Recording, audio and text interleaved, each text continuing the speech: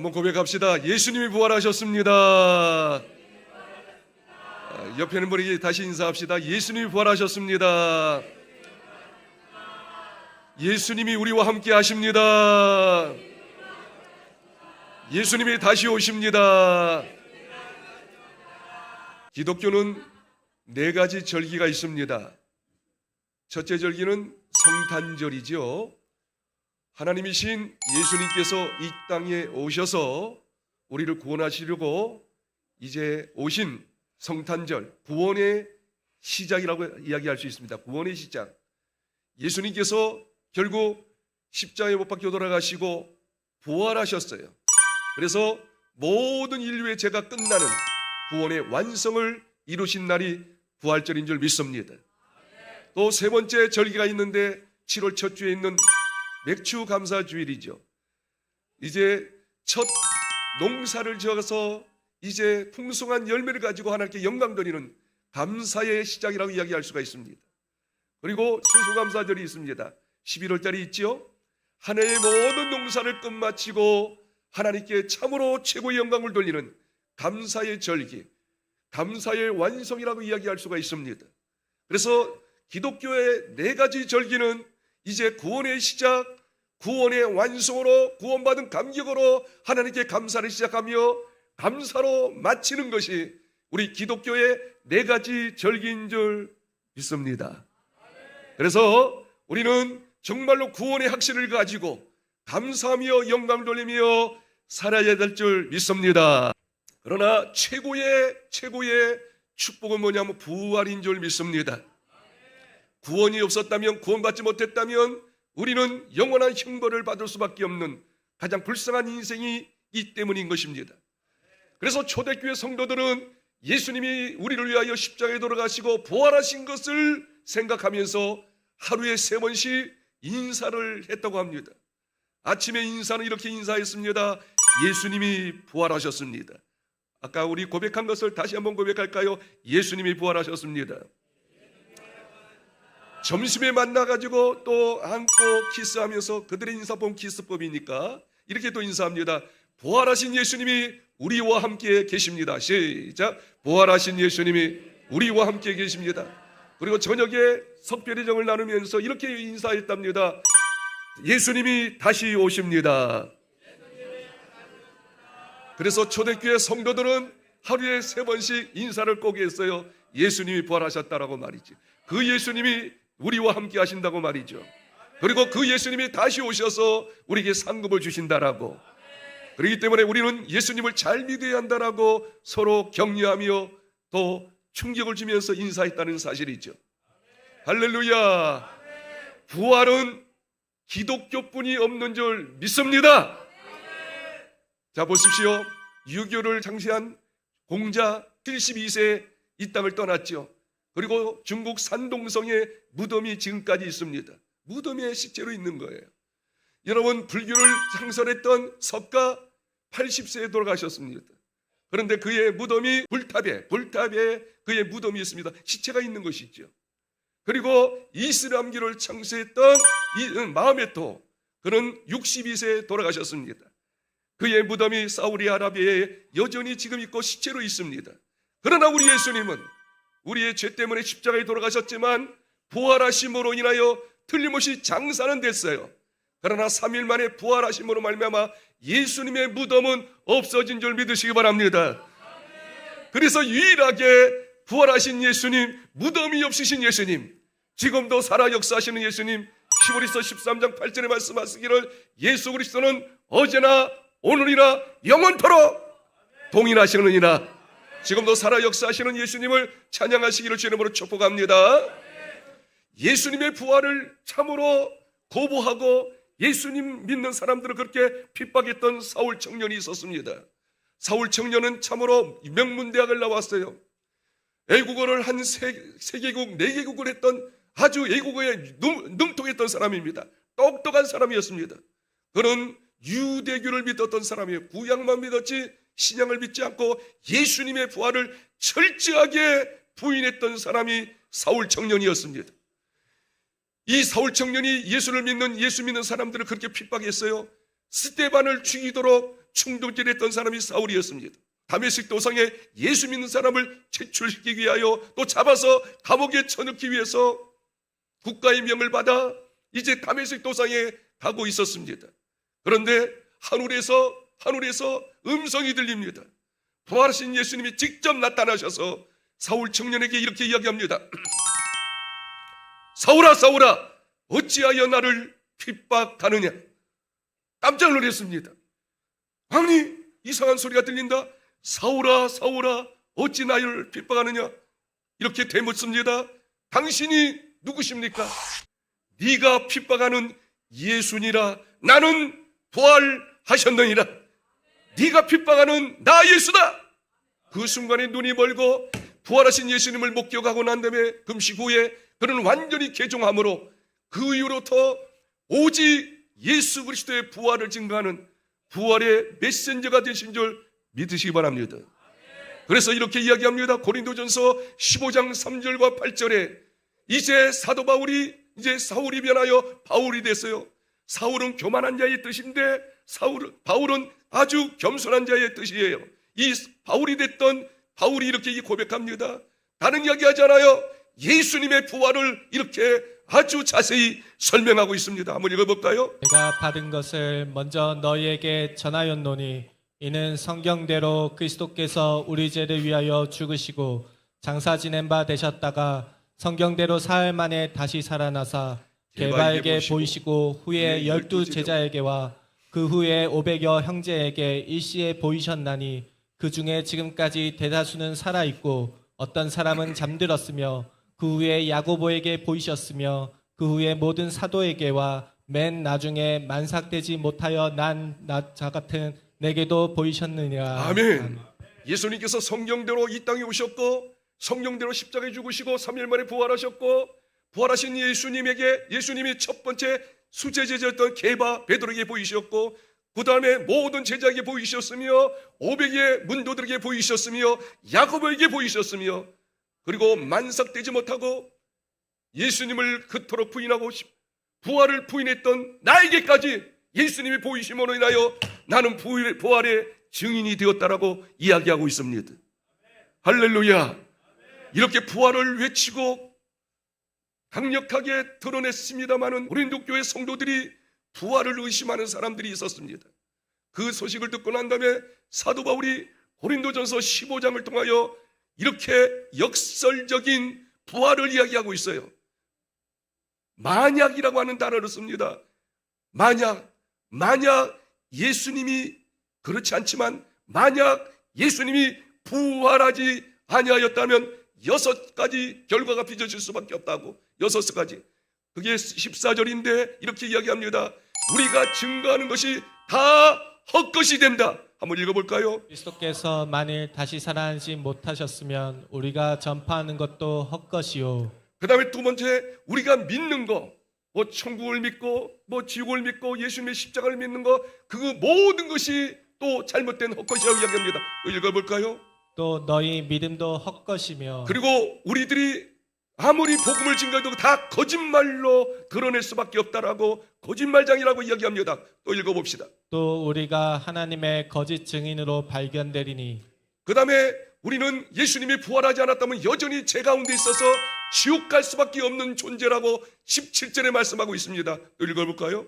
그리스도께서 다시 살아나신 일이 없으면 너희 믿음도 헛되고 그다음에 너희가 여전히 죄 가운데 있을 것이요. 그 다음에 지금까지 믿었던 모든 믿음의 선배님들도 다 망하였으리라. 여기서 망했다고 하는 것은 지옥 갈 수밖에 없다고 그렇게 이야기합니다. 여기 읽어볼까요? 또한 그리스도 안에서 잠자는 자도 망하였으리니 만일 예수님의 부활이 없다면 예수 믿는 우리들 이렇게 예배드리고 헌금드리고 봉사하고 헌신하고 이렇게 하는 모든 것이 다 헛거니까 가장 불쌍한 사람이 예수 믿는 사람이라고 이야기합니다. 19절 읽겠습니다. 시작. 만일 그리스도 안에서 우리가 바라는 것이 다만 이 세상의 삶뿐이면 모든 사람 가운데 우리가 더욱 불쌍한 사람. 그러면서 그 고린도 교회 성도들에게 이야기합니다. 이처럼 6가지 부활이 없다면 우리는 가장 불쌍한 인생이지만 나 봐라. 내가 예수님의 부활을 부인했던 사람 아니냐? 예수 믿는 사람을 잡아서 죽였고 감옥에 던졌던 사람이 아니냐? 나를 봐더라도 예수님의 부활이 사실이니, 그리고 성경대로 예수님을 부활하셨으니 절대로 너희들은 부활을 의심하지 말라. 할렐루야. 이 가운데서도 부활을 의심하는 사람이 있다면 오늘 말씀을 듣고 마음을 돌이키시고, 예수님의 부활, 예수님이 부활하셨습니다. 곧 예수님의 부활이 나의 부활이 될 것입니다. 확신하며 부활의 신앙을 가지고 승리하며 사시기를 주의 이름으로 축복합니다. 그러면 이 찬양을 한번 드렸으면 좋겠어요. 171장 1절만 하나님께 영광을 돌리겠습니다. 같이 찬양할까요? 하나님의 독생자 예수 날 위하여 오시었네. 우리 반주 들으시고 우리 마이크 잡고 좀 해주세요. 박수 치면서. 하나님의 독생자 예수 날 위하여 오시었네. 내 모든 죄 사시려고 십자가 지셨으나 다시 사셨네. 살아계신 주 나의 참된 소망 두려움이 사라지네. 사랑의 주내 갈 길은 노하니 내 모든 삶의 기쁨 늘 충만하네. 할렐루야. 그렇다면 예수님께서 왜 부활하셨을까요? 부활하신 궁극적인 이유가 무엇일까요? 성경에서는 두 가지에 명확하게 이것 때문에 내가 부활했노라고 이야기하고 있습니다. 첫 번째, 모든 인류의 죄를 다 용서한 증거로. 다시 이야기하겠어요. 인류의 모든 죄를 다 용서하신 증거로 나는 부활하였느니라. 할렐루야.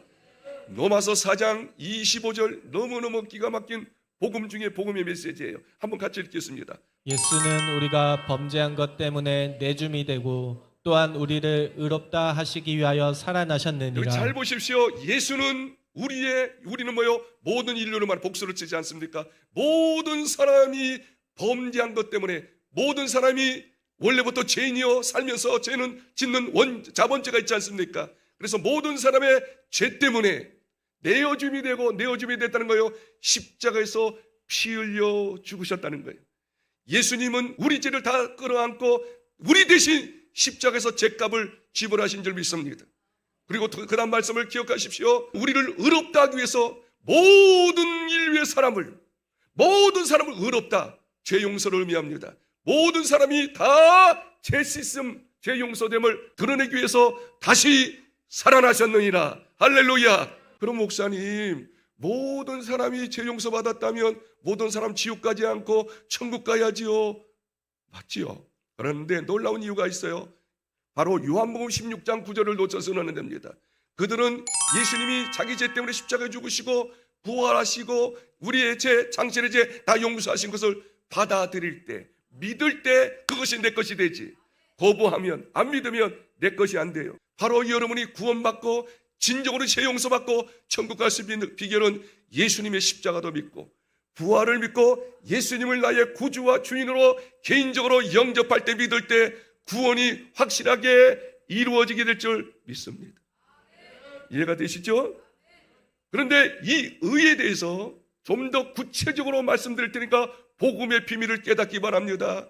자, 고린도후서 5장 21절 말씀을 읽겠습니다. 하나님이 죄를 알지도 못하신 이를 우리를 대신하여 죄로 삼으신 것은 우리로 하여금 그 안에서 하나님의 의가 되게 하려 하심이라. 아멘.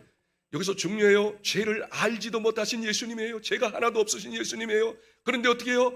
우리 때문에, 여러분 때문에, 인류 때문에 대신 죄를 삼으신 거예요. 대신 십자가에 죽으신 거예요. 아멘. 부활하셨어요. 할렐루야.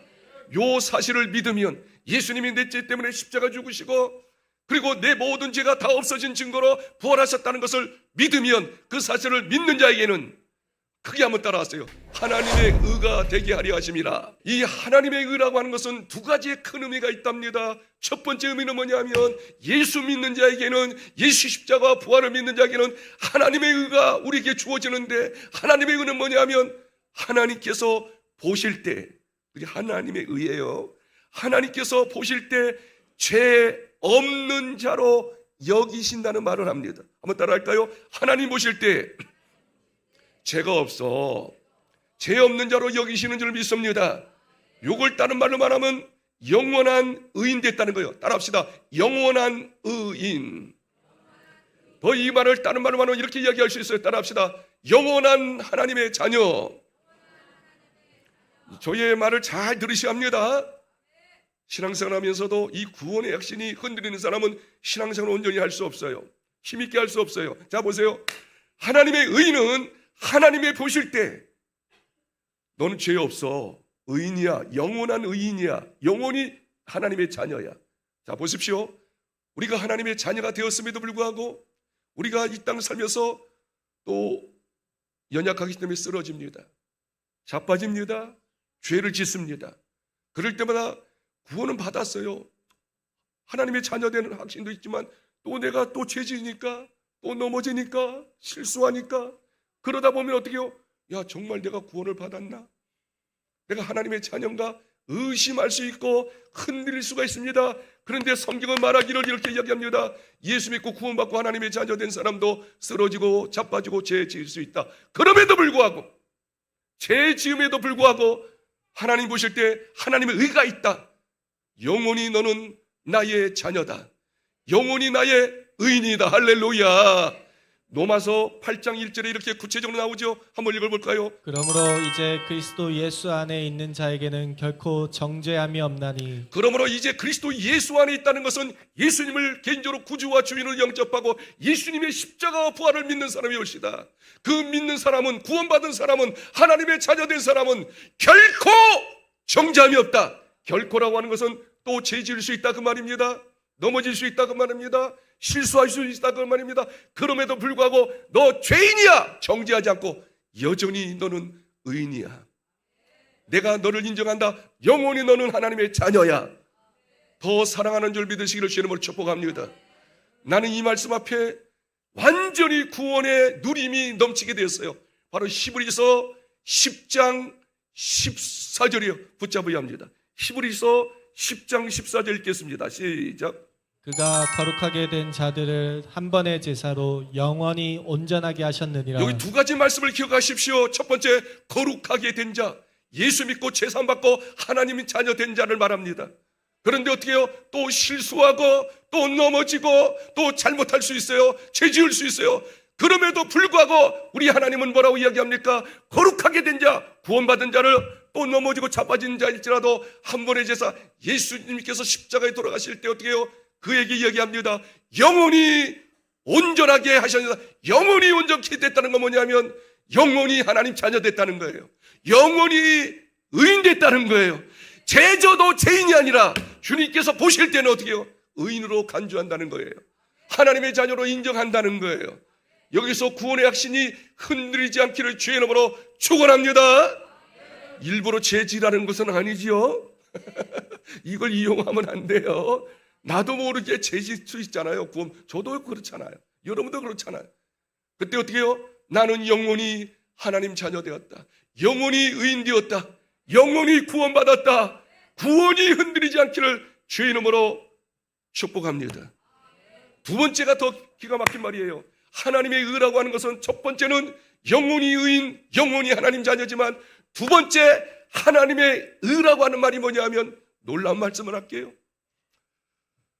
계속 제가 반복하면서 이야기하죠. 구원받아도 하나님의 자녀가 되었어도 신앙생활 오래 해서 집사되고 안주 집사되고 권사되고 집사되어도 목회하고 이렇게 열심히 설교하는 목사님, 벌써 목사님 된 지 10년 되고 20년 되고 저는 36년째입니다만은 36년 돼도 저도 모르게 생각으로 죄질 수 있고 눈으로도 죄질 수 있고 입술로 죄질 수 있고 삶 속에서 실수할 때가 한두 번이 아니올시다.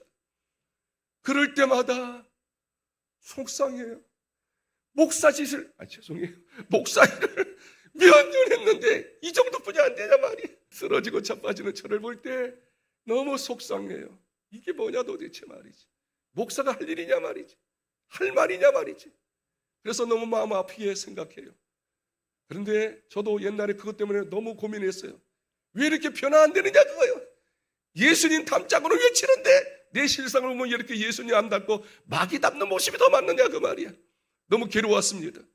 근데 성경을 자세히 보니까 어쩌면요 구원받고 하나님의 자녀된 자들이 어쩔 수 없이 죄 짓고 넘어지고 정말 큰 죄 질 수도 있어요. 큰 죄 지어요. 그럴 때 어떻게 해요?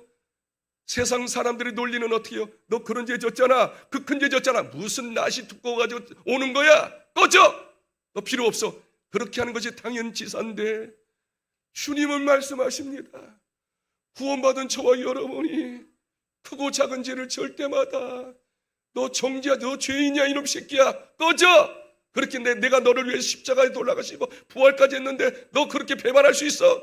절대로 그런 말 하지 아니하시고 주님은 우리들의 연약함을 보고 흐느끼고 어쩔 수 없는 우리를 보고 끌어안고 네 마음 알아. 내가 너를 정죄하지 않았잖아. 너는 앞으로 나를 위해서 크게 일할 수 있는 사람이 될 거야. 우리 예수님이 오히려 우리를 격려하고 위로하시고 계속 응원해 주시고 기도해 주시는 것을 믿으시기를 바랍니다. 그게 하나님의 의예요. 우리가 연약하면 연약할수록 우리 하나님께서, 우리 예수님께서, 원하신 예수님께서 우리를 위해서 중보하며 기도하며 응원해 준다는 사실을 믿으시기를 주의 이름으로 축원합니다. 로마서 8장 34절 읽겠습니다. 누가 정죄하리요? 죽으실 뿐 아니라 다시 살아나신 이는 그리스도 예수시니 그는 하나님 우편에 계신 자요 우리를 위하여 간구하시는 자신이라. 성경을 자세히 보세요. 성경을 그냥 대충 보면 은혜를 못 받아요. 여기 이렇게 이야기합니다. 첫 번째 부분이 뭐라고 이야기하죠? 누가 정죄하리요? 하나님의 자녀들이 쓰러져요, 죄져요. 그래서 사탄 마귀는 주변의 사람은 정죄합니다. 너 집사가 돼가지고 교회 다닌 지 그렇게 오래돼가지고 또 죄져? 계속 정죄하지 않아요? 그런데 주님은 절대 정죄하지 않습니다. 그 다음 말씀을 읽어보세요. 누가 정죄하리요? 죽으실 뿐만 아니라 다시 살아나신 이는 예수 그리스도시니 그는 하나님 우편에 계신 자요. 그 다음 말, 우리가 쓰러지고 자빠지고 큰 실수하고 큰 죄를 졌을 때 사탄은 정죄하고 주변의 사람은 정죄할지라도 우리 예수님은 정죄한다고요? 아니요. 마지막 부분을 보세요. 우리를 위하여 간구하시는 자이시니라. 그게 한번 따라하세요. 우리를 위하여, 죄 짓는 자를 위하여, 큰 죄 지은 자를 위하여 간구하시느니라. 간절히 기도해요. 격려, 위로, 지지. 너는 다시 일어날 수가 있어. 힘내. 그게 베드로 아니었습니까? 제자들은 아니었습니까? 예수님 3번이나 부인하지 않았습니까? 예수님 다 도망가지 않았습니까? 주님 찾아오셨어요. 나를 사랑하느냐? 나를 사랑하느냐? 나를 사랑하느냐? 내 양을 먹여라. 내 양을 쳐라. 내 양을 먹여라. 사명을 주시고 큰 일을 감당하도록 하신 분이 부활하신 예수님이세요. 절대 스스로 정죄하지 않기를 주의 이름으로 축원합니다.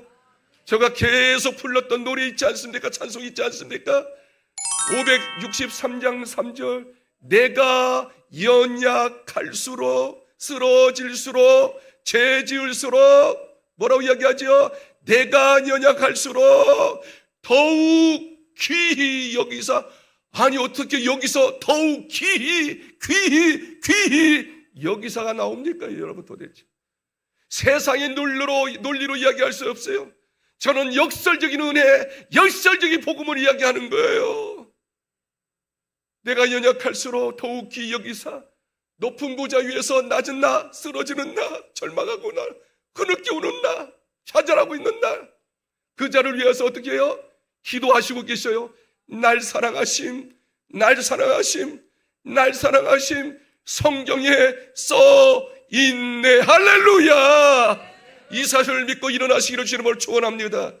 그래서 잠언서 24장 16절에 이렇게 이야기하고 있는 거예요. 한번 읽어보세요. 대저 의인은 7번 넘어질지라도 다시 일어나려니와 악인은 재앙으로 말미암아 엎드려지느니라. 의인은 예수 믿고 구원받은 사람이 의인이지요. 의인이 비록 육신이 연약하기 때문에 7번 넘어진다는 거예요. 자주 넘어진다는 거예요. 큰 죄도 지을 수 있고 작은 죄도 지을 수 있다는 거예요. 그러나 다시 일어나는 거예요. 다시 일어나는 이유가 뭐예요? 나를 정죄하지 않기 때문에, 더욱 사랑하기 때문에, 하나님이 더욱 지원해 주시기 때문에 나는 하나님의 은혜로 인하여 일어나서 정말 하나님께 보답하리라, 큰 일을, 주의 일을 온전히 감당하리라, 사명감을 가지고 다시 분녀들 일어나서 크게 주의 영광을 위하여 일하게 되시는 것이죠. 할렐루야. 다시 정리합니다. 예수님이 왜 부활하셨을까요? 우리 모든 인류의 죄를 용서하기 위함입니다. 믿으시기 바랍니다. 여러분의 죄를 다 용서하시기 때문이다. 아멘.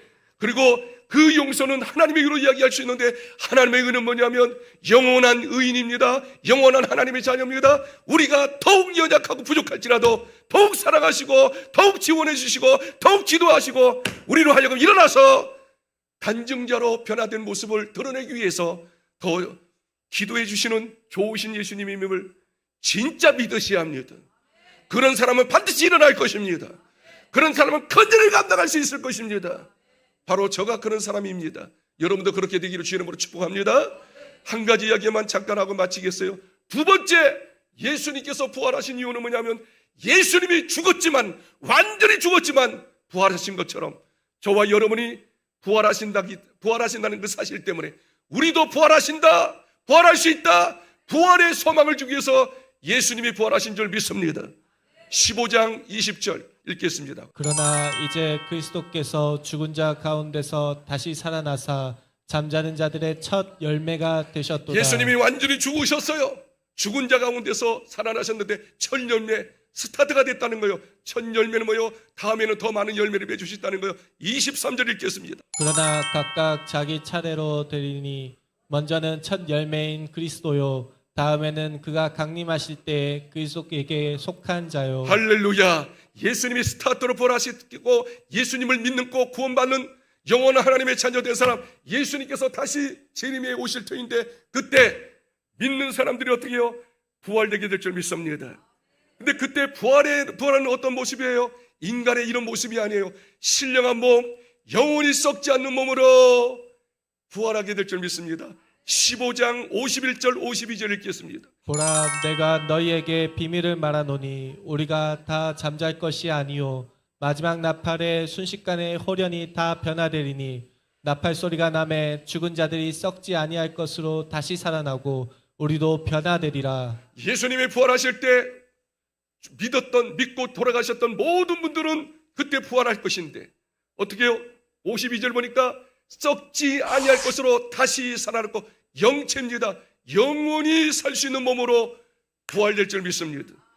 예수님께서 죽었던 나사로 무덤 앞에서 모든 사람이 이제 이 나사로가 죽었으니 자기 누님들이 그리고 주변의 사람들이, 살아있던 사람들이 막 울고 하염없이 우는 거예요. 그걸 바라봤던 예수님께서 그들에게 이렇게 크게 외칩니다. 요한복음 11장 25절 26절 다른 말씀이죠. 다 같이 한번 읽겠습니다. 시작. 예수께서 이르시되 나는 부활이요 생명이니 나를 믿는 자는 죽어도 살겠고 무릇 살아서 나를 믿는 자는 영원히 죽지 아니하리니. 여기서 두 가지를 꼭 기억하셔야 합니다. 이렇게 이야기하자는 예수님께서 어떻게 해요? 나를 믿는 자는 죽지만 살아난다. 언제 죽었어요? 무덤에 있어요. 그런데 언제 살아나는 겁니까? 예수님께서 재림할 때, 이 땅에 다시 오실 때 그때 살아나게 될 줄 믿습니다. 살아나는데 어떤 모습으로 살아나요? 썩지 않는 몸으로, 영원히 살 수 있는 몸으로 살아난다는 사실이죠. 그런데 더 놀라운 것은 26절이에요. 무릇 살아서 나를 믿는 자는, 예수님께서 재림할 때 그때 살아있는 사람 있지 않습니까? 구원받은 사람 있지 않습니까? 그때 그 사람은 죽지 않고 그 자체에서 영원한 몸으로, 영체로 썩지 않은 몸으로 변화되게 될 줄 믿습니다. 그 사람은 부활이 없어요. 그냥 변화만 있는 거예요. 깨닫기를 주의 이름으로 축원합니다. 자, 이제 결론적으로 이렇게 이야기하고 싶어요. 예수님이 3일 만에 이제 죽음 가운데서 부활하셨는데 예수님의 부활의 모습이 어떤 모습일까? 그리고 더 중요한 것은 우리 예수 믿고 구원받은 사람이 예수님 나팔 불 때 우리도 부활하는데, 물론 살아있는 사람 이제 영체로 변화되는데 어떠한 부활의 모습으로 어떻게 영체로 변화될 수 있을까? 이게 궁금증이 자아가는 거예요.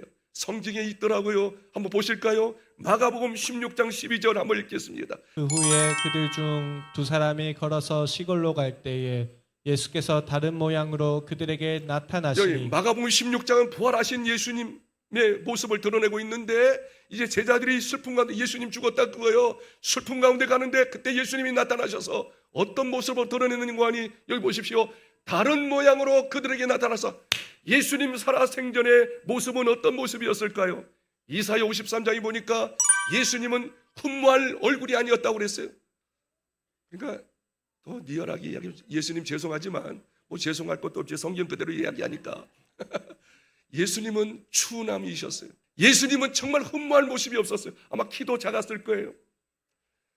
이목구비가 또렷하지 않았을 거예요. 그러나 그 눈에는 정기가 있었고 말씀의 능력이 있으면 사실이죠. 그러나 모습은 세상 말로 별 볼 일 없으셨던 것 같아요. 그런데 부활의 모습은 어떻게 해요? 다른 모양으로 나타났다. 이 다른 모양이 어떤 모습일까? 놀랍죠? 고린도전서 15장은 부활의 장인데, 예수 믿고 구원받은 사람이 이제 부활의 모습에 대해서 세 가지로 이야기하고 있습니다. 한번 볼까요? 그 15장 41절 한번 보겠습니다. 해의 영광이 다르고 달의 영광이 다르며 별의 영광도 다른데 별과 별의 영광이 다르도다. 바로 이제 고린도전서 15장의 부활장에서 너희들 다 부활한다 그거요. 사도 바울이 이야기하는 거예요. 부활하는데 어떤 모양으로 부활되느냐? 여기 보세요. 해의 영광, 달의 영광, 별의 영광, 또 한 가지 별의 영광. 이렇게 모습이 달라지죠. 해, 달, 별, 영광. 영광은 광채가 빛나는 거예요. 기쁨이 충만한 거예요. 그렇죠? 근데 해는 어떻습니까? 더 강력한 광채, 강력한 기쁨. 달, 그보다 좀 못하죠? 별, 그보다 또 못하죠? 별 중에 별. 잔디불 같은 별도 있을 것 같아요. 다시 말하면 예수님은 최상의 얼굴의 모습, 해의 영광의 모습으로 드러나지 않을까? 그래서 찬송가를 찾아보니 찬송가 27장 1절에 이렇게 찬송하고 있어요. 한번 찬송할까요?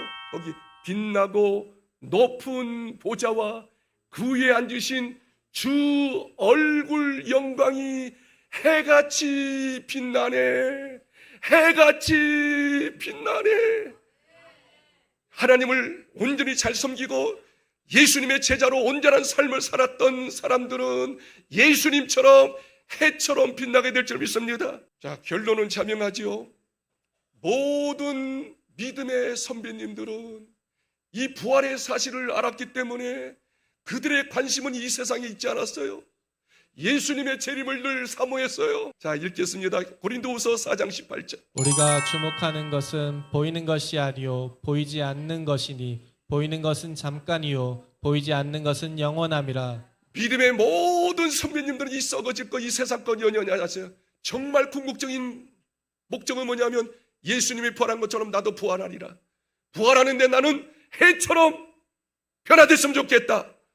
한 절만 더 찾고 이제 마칩니다. 우리 11장 35절 시작.